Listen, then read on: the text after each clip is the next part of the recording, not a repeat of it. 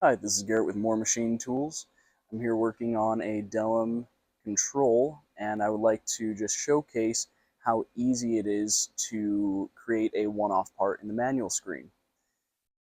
So here, we'll choose our bending length, which will be 4 inches for us.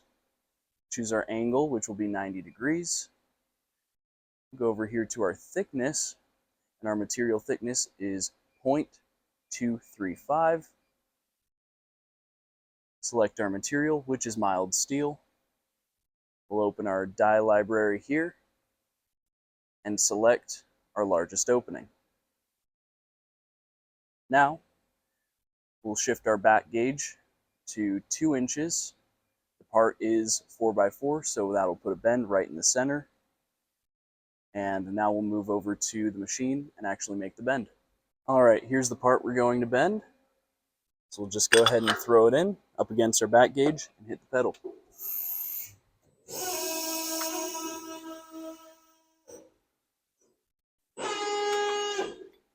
And that's how easy it is to make a part with an Accurl press brake and a Delem control for More Machine Tools.